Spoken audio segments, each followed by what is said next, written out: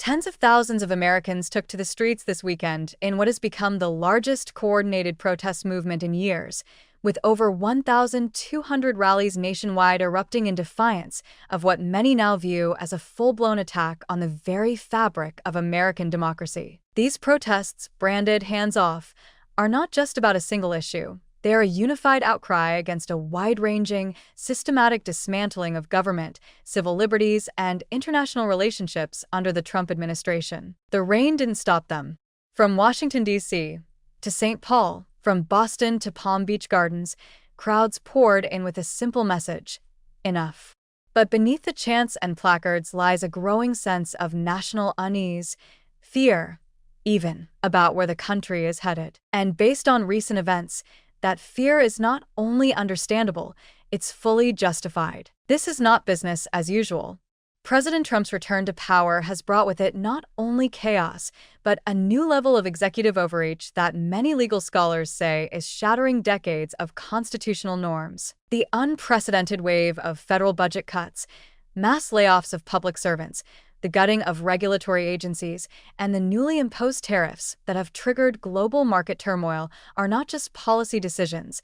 They're warning signs of a nation in distress. They represent a wholesale rewriting of the social contract and a deliberate move toward authoritarian-style governance, cloaked in the language of efficiency and nationalism. There's a clear and alarming pattern.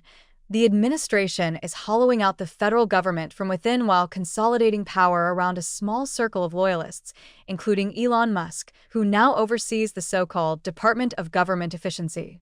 What began as rhetoric has turned into real, dangerous action. Workers like Paul Osadebe from HUD are being offered buyouts, while entire departments like the Department of Education are being shuttered.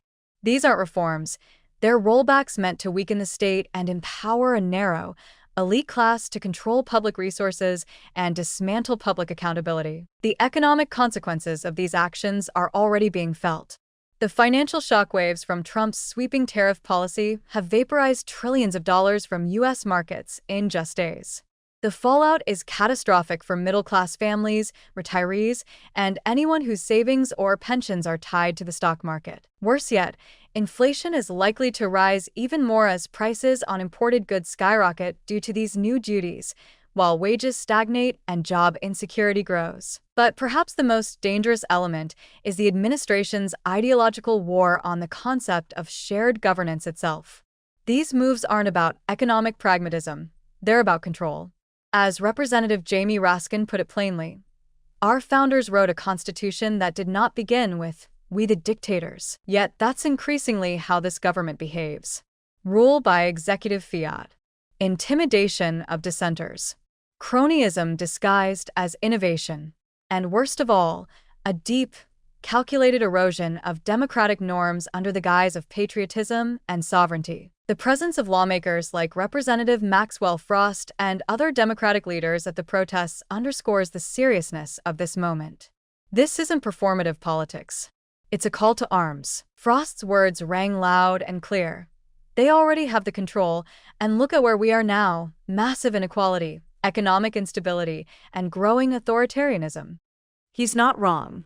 What we are witnessing is a collapse in real time of the post-war consensus that balanced capitalism with civic responsibility. What remains is a dystopian vision where profit and loyalty to power are the only currencies that matter. The testimonies from everyday Americans at these rallies only deepen the alarm.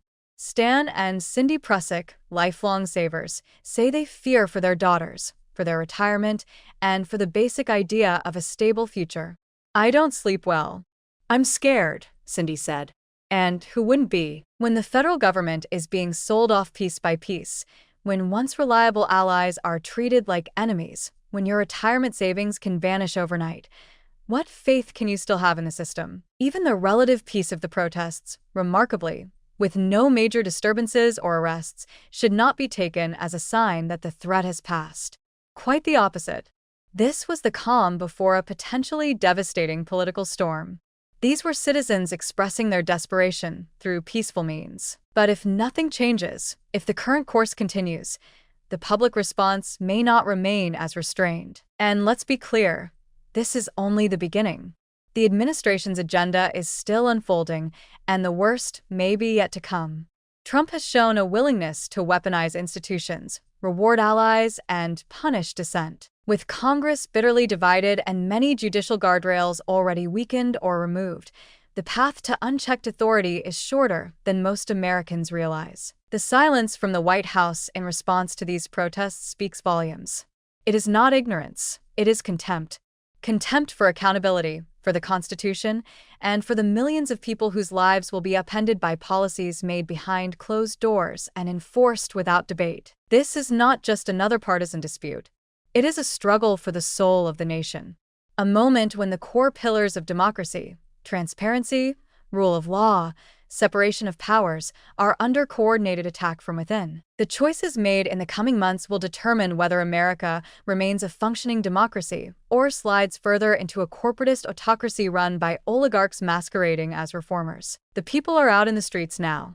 But if the system continues to fail them, there may come a time when even peaceful protest won't be enough to contain the anger, the fear, and the sense of betrayal that is rapidly engulfing the country. If we continue down this road, the protests of today may be remembered not as the climax of public outrage, but as the warning that came too late.